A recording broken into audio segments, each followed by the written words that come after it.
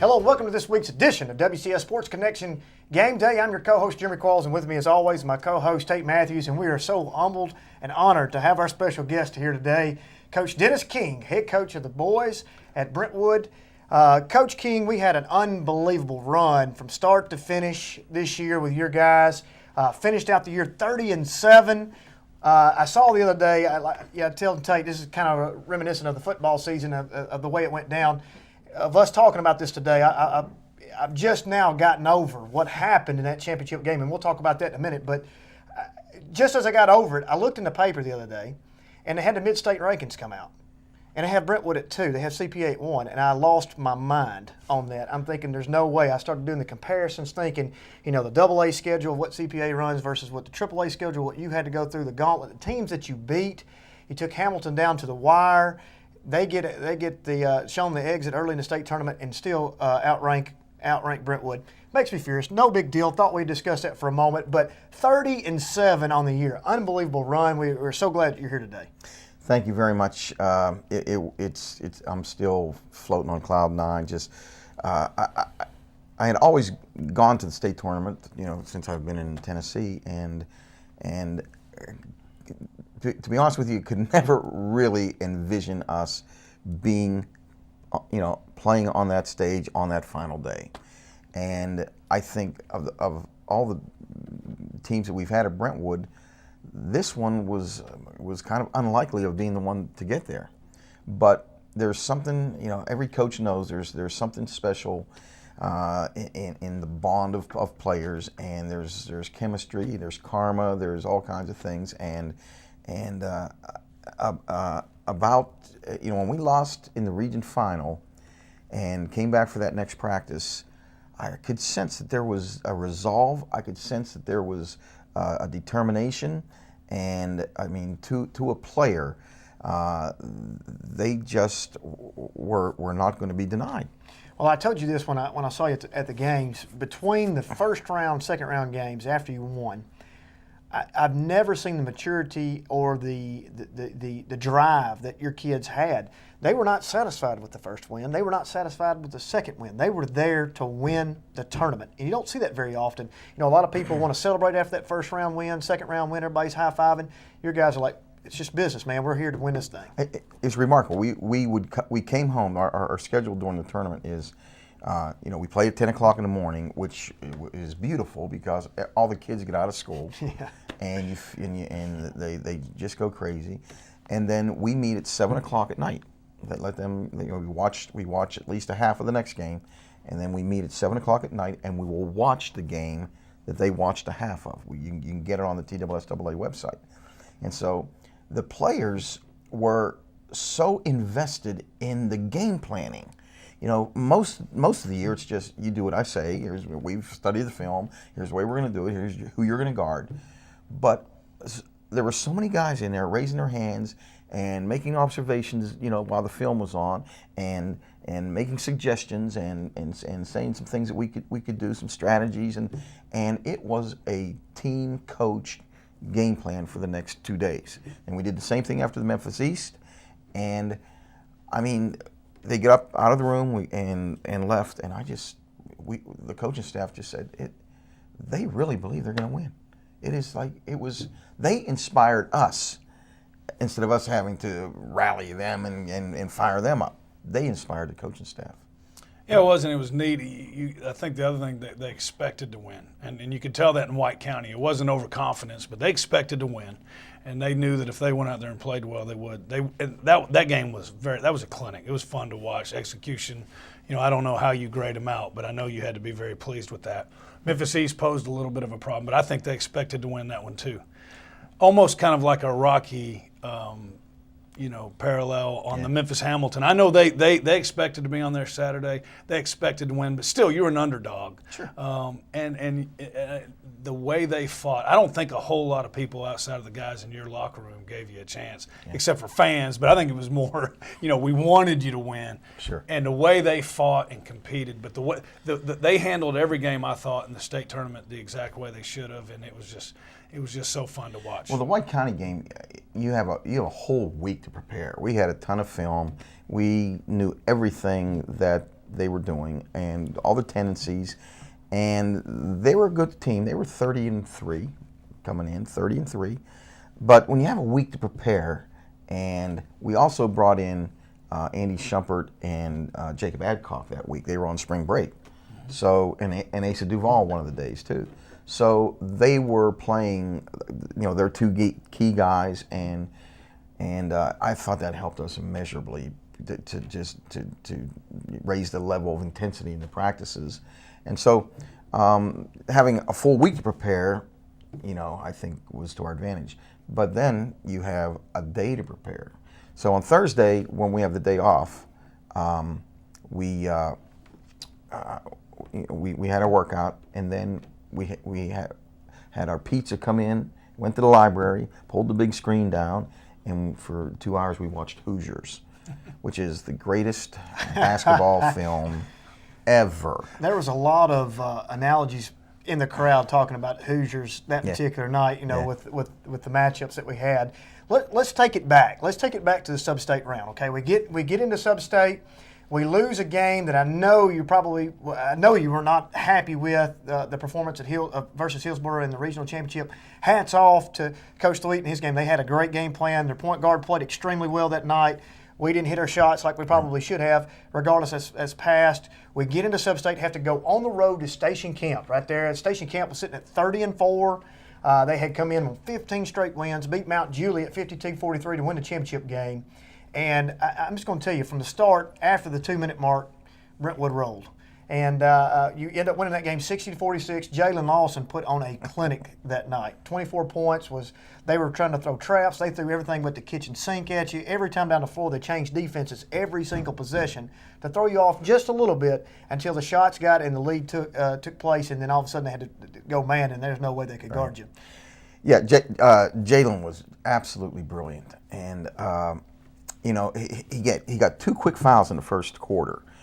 And I probably have yelled at him, in overkill.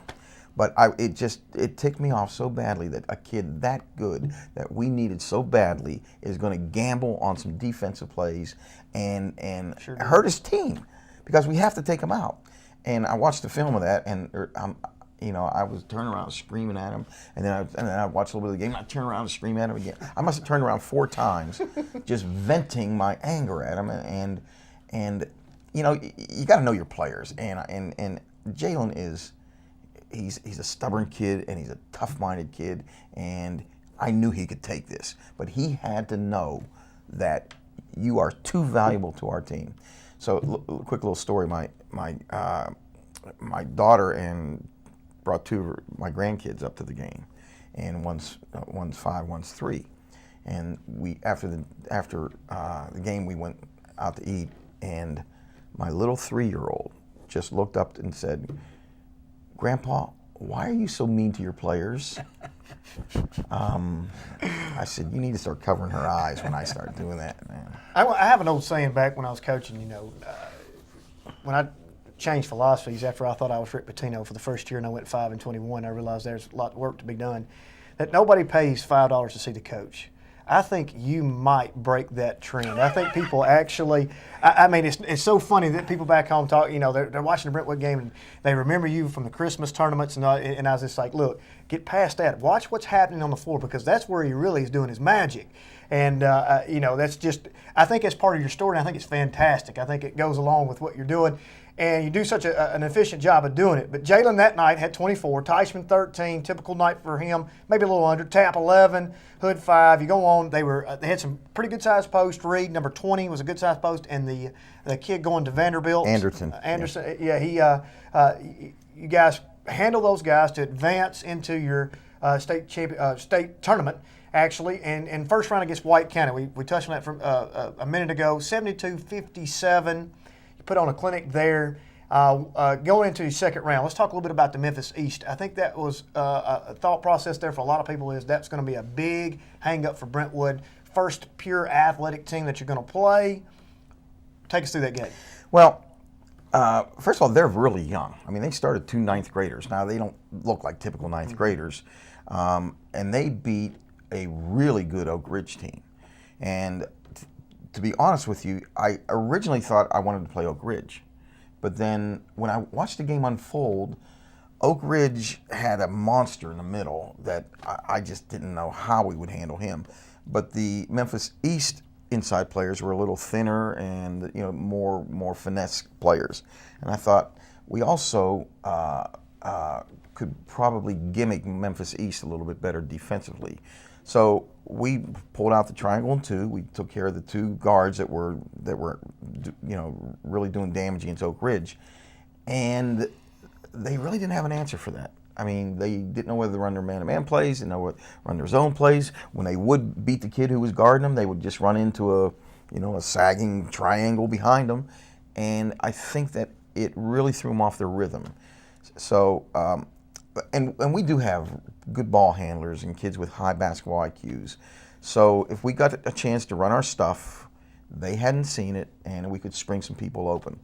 Kept it close enough, down into the fourth quarter, and then took the lead and stepped to the foul line. Ryan Hood was unbelievable, and he's your typical 5, isn't he? He's about your typical post player. He's 5'10", about 135 pounds. But you know what? He plays extremely. He's filled to the brim with grit, man. I mean, he's guard size. He's but fun to watch. We had to get him on the floor. He has to play the big man because we had too many other good guards. Right. And like I said, he takes charges. He's an artist taking charges. I said this in the paper. He's like Van Gogh. Like he takes charges like Van Gogh paints. Took 2 big time charges in that game to pretty much seal the win for you. Yeah. And that's another thing about playing in the state tournament, that the refereeing has to help you some when you're not physically matched.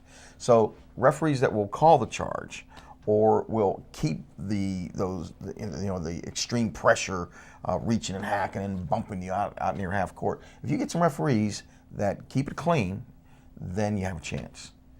You mentioned on the defense and with East, and one thing I noticed about this team was it seems like in the past 2 years in the tournament, once we would come up against those Memphis teams, always play hard, play tough, but it seemed like those shots were a little bit tougher to get off in the previous years. Wasn't the case this year with this team against East, obviously not with Hamilton, but it just seemed like you were more prepared in this team. I think a big part of it was how quick Lawson is and can break things down. But in the past, when we had trouble getting off shots, it didn't seem to be a problem these 2 games this year. Yeah, and I think you kind of nailed it with Jalen, who can split and get into the paint. That loosens things up on the perimeter, and he has that very uncanny ability. He's just cat quick and deceptive, and has a nose to get to the rim. I'll tell you what, we talked about Tate during football season all year long. We talked about Austin Percy of Ravenwood being a diamond in the rough. And I'm going to tell you, Coach has got 2 unbelievable diamonds in the rough between Grant Teichman and Jalen Lawson. I know that Teichman has gotten some offers and some looks, and Jalen as well, but these 2 guys right here are big-time quality kids, basketball IQ-wise, athletic ability. I hope that their offers became more after the state tournament. Don't know that for a fact. Can you? I know Jalen got a lot of attention. I'm sure he did. I mean, he had a great tournament. And from a couple D1 schools. Matter of fact, he had a conversation with Memphis. The Memphis assistant coach and Passner were both there. Wow. And Jalen caught their eye. So he's been on the phone with them. I don't know how that will materialize. But I'm going to tell you what, though. Players need to be very careful of where they go. It's so flattering to be, courted by big schools, but you have really got to pick the place where you're gonna play, and you're going to have a career that you're proud of. And sometimes you just have to be careful. I mean, they know what they want. Big time coach. I mean, I've been wrong on a lot of players. I was wrong on Kevin Anglin going to Vanderbilt.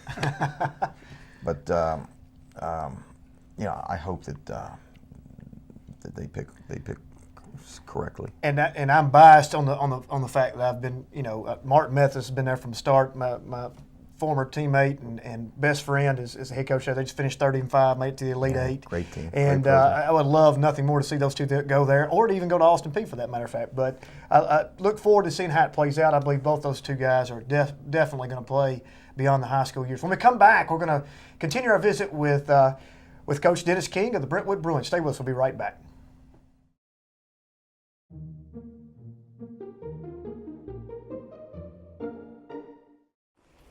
Reading the Day by Sandy Coomer.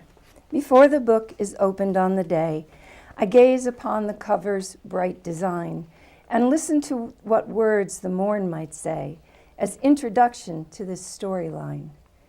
As chapter follows chapter, there is pause to rest my eyes before the rising plot can fix me in some independent clause or capture me within some deed or thought.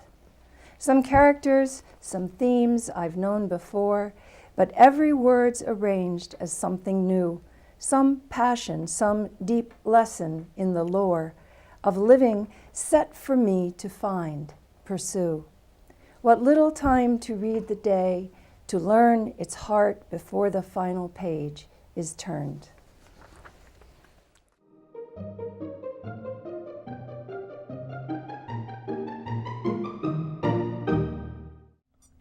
Hello, welcome back to WCS Sports Connection Game Day. I'm your co-host Jeremy Qualls. With me as always, Tate Mathews, and we're still visiting with head boys basketball coach at Brentwood, Dennis King. All right, Coach King, so we've gone through sub-state, first round White County, second round Memphis East. It puts us in the state championship game against Memphis Hamilton. They were the favorites, the heavy favorites all year long to win AAA.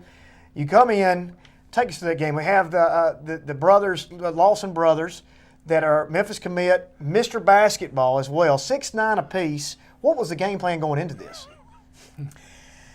Well, like I said, the fact we beat the one Memphis team a day earlier, we're going to basically do a similar thing. We're going to try to control the pace. We're going to try to gimmick them on defense and give them stuff that they haven't seen, and then just let the chips fall. But I heard Barry Wertman on Tate's show on Saturday morning, day of the game, and you asked him who you thought was going to win, and he said, "Well, I generally root for the team that beat us, but in this case," he says, "I think that Brentwood has 5 ball handlers that can handle their pressure," and he said he also has some great outside shooters, and he also plays multiple defenses, and that don't be surprised if Brentwood wins. And I thought that was a remarkably accurate assessment. Now, we played twice against Blackman this year, but that's exactly the way it unfolded. We played some multiple defenses. We played a box and one. As a matter of fact, on the Memphis East game, when the players were walking out, Ryan Hood walked past me up in the, we were going out the doors, and he just said, "Hey, coach, we got to play a box and one on KJ." And he said, "Everything goes through him, man. We need to cut the head off." He said, "I think a box and one is what we should play." And it has to make you feel proud as a coach to know that your kids are speaking to you that way at just the intelligent level of basketball IQ. Absolutely, and that he knows he has the freedom to make those suggestions. And so, in the back of my head, we were planning. We did a triangle and 2 against Memphis East in a box and one, and I said, he does bring the ball up. And if it doesn't matter what size kid we put on him, if he brings the ball up, we're going to guard him full court. You just wear him out, make him turn and spin and drill, and maybe by the 4th quarter, those legs might be tired enough that he misses that crucial 3-pointer. And so we just kind of put that into place. And little Benny Batista, was assigned. You're going to guard him. The Batista brothers, you've got number 13. And just wear him out, just be a pest, and he's going to be insulted that you're even guarding him, but you guard him the whole way up the court. And so that was the game plan. So, just to start off where, he's about his waist and he's looking up at him, and he's just in his face the whole night. I think that might have thrown KJ off a little bit. So they did not start out well. At one point we were up 12 points in the second quarter, and things were working. But then they changed the strategy. They started just randomly trap. They took the big kid off the ball. He'd just go chase the first pass, and then, we kind of had a meltdown and actually went in down a point at halftime. What I found interesting is if you pass the eye test, you get out there and people watch the warm-ups. If I'm an innocent bystander, they're thinking Hoosiers all the way. There's no way you're going to be in this game. And I found that so funny because, obviously I was privileged to watch you play all the way through.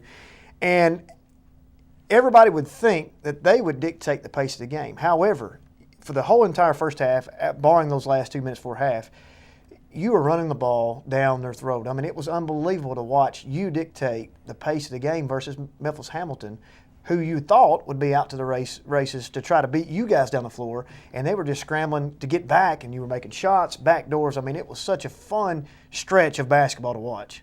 Well, if I watched Memphis Hamilton on national TV beat the #1 team in the country, Oak Hill Academy, beat them by 15 points. You didn't tell your kids that, or did they already know that? They already knew. Okay. They watched it anyhow. They watched it, but No secrets here. No secrets here. But it was an AAU game. It was just racehorse. Fly down, try to press. It's just like dunk here, dunk there, and it was just. But that's the way they would like to play. But they don't.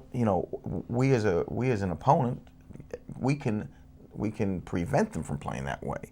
And I think the tempo is controlled both on defense and on offense. Shorten the game, and it gave us a chance. You mentioned you all were up by 12, and I think that's one thing that, and I know you had a lot of respect for what Coach Day did with his team. Everybody knew you all were going to be able to make adjustments. And, the overwhelming thought was that you all had an edge in the coaching. But they did a good job. They made some adjustments and messed with you. And then you all came back, and I wasn't there, but I got to listen to it on the radio, and we talked about it. Stormy and Terry, what an unbelievable job they did. I felt like I was there. But now you all are down by 15. And it was. You just kept chipping away, calling timeout. And what were you telling obviously you were making adjustments and calling plays, but also what were you telling those guys as we just started chipping away at that 15 points down? At the timeouts, you just this group of kids, they're winners, they're champions. They you don't have to say a whole lot, but it was just just some cliche stuff. Just reach down. It's not over. We're gonna run the series of plays that we're gonna run, the next 3 in sequence, and then the shots started to fall, and then we started to press, and then we sped them up. The 3-point barrage. At 4:05 we are down 15 points, and it's do you fold the tents, or do you just? This is the last 4 minutes of basketball for a lot of kids in that team, and we caught up so quickly. I looked up at the clock at one time. It was like at the scoreboard. It was 59-56, and I looked at Coach Boucher. I go, that's wrong, isn't it? That can't be right. He said, no, that's right, Coach. We're down 3. It came in 30-second increments almost. Yeah. It's the way it worked. And I'm just going to be honest. I was a pessimist. I'm that way. I coach that way, no way. Because internally, that's my way of competing with myself. So I looked at Kydell. I said, it ain't good. He's like, no. And 2 minutes later, we're hugging and high-fiving and crying and going nuts, because Teichman hits the end one. Yeah, and we go up one with a minute to go. That was about 36 seconds. Okay, less than a minute to go. We're high-fiving. I thought, we've done it. Yeah. We take care of the ball, make free throws here. They're going to come down and take a shot. And then the play happens. The ball comes off the rim. It ping-pongs off about 4 people. Referee probably swallows his whistle on the over the back. Jalen literally, I'm talking, he is one hand away from getting the ball. If he ever gets his hand on it, it's over. Right. Because he's gone. Right. And misses it, bounces to their player, throws a floater up, hits the shot. Actually, it was Tanner Tapp got the ball. Was it Tanner? Okay. Tanner Tapp got the ball, and that's what it was. He gets double teamed. And to be honest with you, we teach if you're double teamed, you power dribble out. You just got to power dribble out of the double team to create angles to pass. And it looked to me like I haven't watched the game since. My assistant coaches have. They said, Coach, he got raked. He said he started dribbling and both hands are gone. And so, he was so crushed. Tanner was so crushed by not maintaining control of that ball. But Tanner made all-state tournament. Tanner is about 6'2" and guarded the Memphis East boys, guarded the big kid from White County, guarded the Hamilton kids. He exceeded his athletic limitation more than any player I've ever had. And he's a guard. He's a natural guard. But he was willing to embrace the role that he had to play in our team. And I can't say enough about what he meant to our team. And then just to add on to his mentality, you come down, kick it to him wide open in the corner, misses the shot, from the same board that you had I looked at, as soon as it happened, it was like in slow motion, like this is deja vu. He's going to hit the shot right here. That was Ace's corner. Ace's corner, and we're getting out of there. It was on the same board that he hit the shot from earlier, but misses it, foul. They hit their free throws and end up losing 62-65. But what an unbelievable run. You had Jalen Lawson, Grant Teichman, and Tanner Tapp, all three make the all-tournament team, very deservingly so. And just an unbelievable amount of kids and support from family members and fans that were there. Your past players showed up. I know it just had to be emotionally for you such a good feeling. It was beyond fairy tale. And, the other seniors, Ian Benny and Ryan Hood, two kids that just meant so much to this team. And of course the Batista brothers were so gritty and so important to the team. But the ripples of this game is just unbelievable. It was aired across the state, and there's people in Knoxville told me they saw it. There's people in Johnson City. They all got on there to watch you. Just like I said earlier, they got to see you. and then across the country, I got a phone call from a former player that was in Arizona, and he said we were following it on Facebook. We were getting updates, and there was about 100 alumni on this chat room, and everybody was talking, and we're getting updates on it. So this game literally was experienced across the country, and like I said, I've been in the game over 40 years, and it's the highlight of my life. You talk about those seniors, Grant, Tanner, Jalen, Ryan Hood. You don't win the East game without Ryan Hood. Correct. And you don't make that comeback now 15 without Ian Benny. No question. Ian Benny. 3 31 seasons. What was their freshman year? 25, 26? 27. Over 100 games in 4 years. You just can't.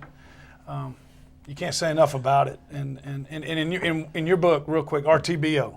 Yeah. This is what I want to know. You have 10 winning characteristics and traits. Right. And every chapter has a player that is an example. Obviously, if you were writing that book now, Teichman's got to be in it. I'm a huge Teichman fan. Big time. What chapter is Teichman? Passion. No one had a passion for the game like Grant. He exceeds everything. Even yesterday, he was working with Marcus Kinzer, man, just getting his individual workout in, and Jalen joined him, and and I remember, Grant as a seventh grader tying his shoes down at the A game. He was working out with Aaron Howard, and I just looked over at him, and he likes the game. I don't know if he's ever going to be any good. And now look at him. There's been a lot of those in your program. Oh, there have. Well, Coach, I can't say enough from behalf of Tate and I for you coming today and sharing these stories with us. I think we could go, Tate, for another hour, or at least All another day. show all day long with Coach King. But I appreciate you being here. What an unbelievable run the Brentwood High School boys had. 30-7, bring home the silver ball, unfortunately, in a 62-65 loss to championship game. But what a great season. We appreciate you being here. Thank you, guys, and you know how much fun it is to relive this stuff, and you guys gave me an opportunity. Thanks for being here, Coach King. We'll see you next time here on WCS Game Day.